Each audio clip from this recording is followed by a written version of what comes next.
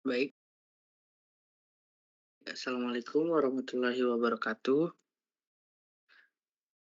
Perkenalkan, nama saya Tigarsya Prasta dengan NIM 110122849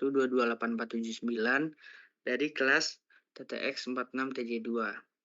Pada kesempatan ini saya akan mempresentasikan mengenai database MySQL dalam rangka tugas untuk pengumpulan ujian akhir semester mata kuliah pemrograman berbasis objek. Langsung saja kepada pembahasan. Eh, Pada kesempatan ini, pembahasan yang akan diulas yaitu mengenai sejarah singkat MySQL, definisi database MySQL, fungsi dan manfaat penggunaan database MySQL, kelebihan dan kekurangan database MySQL, cara kerja database, perintah atau sintaks pada MySQL, dan contoh studi kasus. Masuk kepada sejarah singkat, yaitu di tahun 1994 sampai 1995, MySQL pertama kali dikembangkan oleh Michael Widenius dan David Ackmax, yang merupakan dua insinyur dari Swedia. Kemudian versi awal adanya MySQL ini yaitu di versi 3.9 tahun 1995 bulan Mei. MySQL memperkenalkan model lisensi open source sehingga pengguna dapat mengakses dan memodifikasi kode sumber pada MySQL. Nah, di tahun 1996 sampai dengan 2008, MySQL mendirikan yang namanya MySQL Lab. Ini ditujukan atau bertujuan untuk memasarkan dan mendukung pengembangan produk-produk MySQL. Nah, dari adanya MySQL Lab itu,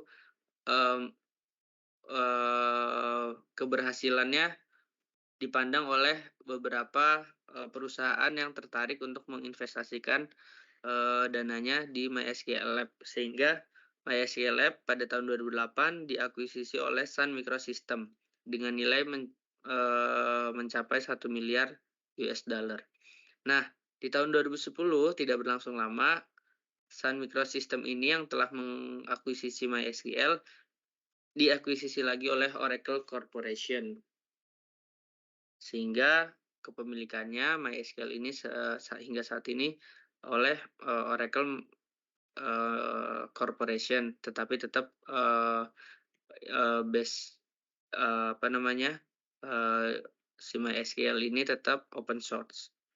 Nah, versi terbaru atau pengembangan kelanjutan yaitu keberlanjutan dan perkembangan MySQL ini sebagai proyek open source terus menjadi fokus komunitas dan pengembang perangkat lunak.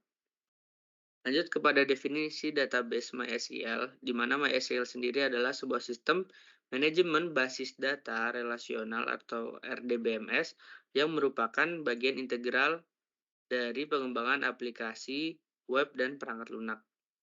Nah, MySQL ini sendiri mendukung berbagai platform, termasuk Windows, Linux, macOS, dan banyak lagi. Hal ini memungkinkan pengembang dan administrator basis data untuk menggunakan MySQL dalam berbagai lingkungan sistem operasi.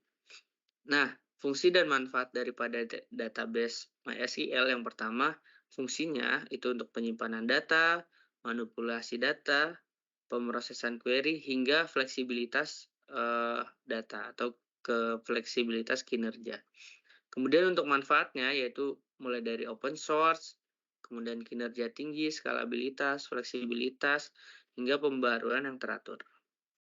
Nah, adapun kelebihan dan kekurangan daripada MySQL ini, yang pertama adalah kelebihannya mendukung integrasi dengan bahasa pemrograman lain, tidak membutuhkan RAM besar, mendukung multi-user, bersifat open source, hingga keamanan yang terjamin dan tipe data yang bervariasi. Namun, tentunya MySQL ini memiliki kekurangan, yang diantaranya adalah kurang cocok untuk aplikasi game dan mobile, kemudian sulit mengelola database yang besar, dan technical support yang kurang bagus. Nah, bagaimana sih cara kerja MySQL? Secara sederhana, cara kerjanya adalah sebagai berikut. Pertama, MySQL membuat database untuk menyimpan dan memanipulasi data, serta menentukan keterkaitan antar masing-masing tabel. Nah, yang kedua, klien meminta atau membuat permintaan, yaitu request, dengan mengetikkan SQL yang spesifik di MySQL. Dan yang terakhir adalah aplikasi server akan merespon dan memberikan informasi yang diminta. Informasi ini nantinya akan diterima oleh klien atau eh, pengguna. Nah, berikut ini ada contoh beberapa perintah atau sintaks pada MySQL. Saya di sini memasukkan atau menyajikan perintah MySQL dalam membuat database dan eh, membuat table pada database yang telah dibuat. Berikut alurnya yaitu membuat create database, kemudian show database daripada yang telah dibuat, muncullah gambarannya seperti gambar yang di sebelah kanan. Begitu pula untuk perintah MySQL untuk membuat table dengan memasukkan beberapa variabel sehingga ketika di show table akan muncul.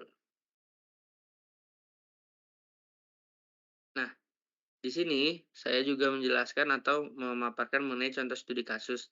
Namun untuk lebih detailnya kita bisa lihat pada penjelasan atau kita bisa lihat pada Word berikut ini.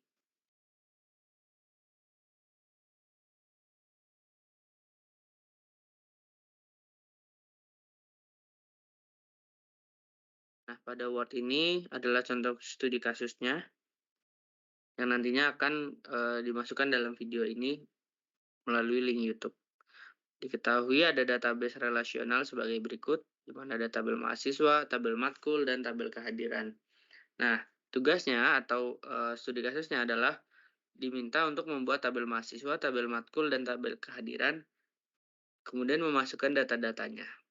Nah, di sini sudah ada keterangan data mahasiswa dengan NIM, kemudian matkulnya dengan kode matkul dan mahasiswanya, dan data kehadiran. Nah, untuk tahapan atau proses pemrogramannya menggunakan skripnya sebagai berikut. Beberapa teks yang perlu dicatat. Kemudian hasilnya di running, untuk database-nya seperti ini, hasil running tabelnya ini, dan hasil input datanya sebagai berikut. Nah, untuk pembaharuan atau menampilkan tabel yang lulus atau tidak lulus, atau kita filter gitu ya bahasa mudahnya, kita bisa memasukkan script sebagai berikut. Kemudian kita running programnya, nanti akan muncul hasilnya.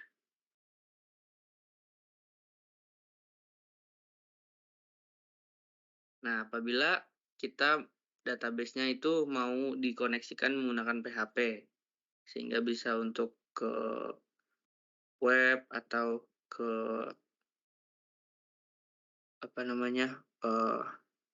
PHP-MyAdmin, ini bisa kita koneksikan dengan cara sebagai berikut. Nah, nanti akan muncul pada localhost sebagai berikut. Nah, ini kalau mau untuk bisa diakses dari web, mungkin ada tambahan lagi namanya hosting dan lain sebagainya. Nah, berikut atau mungkin itu saja presentasi yang dapat saya sampaikan mengenai tugas untuk UAS mata kuliah pemrograman berbasis Java. Kurang lebihnya mohon maaf. Wabillahi taufiq wal hidayah. Wassalamualaikum warahmatullahi wabarakatuh. Terima kasih.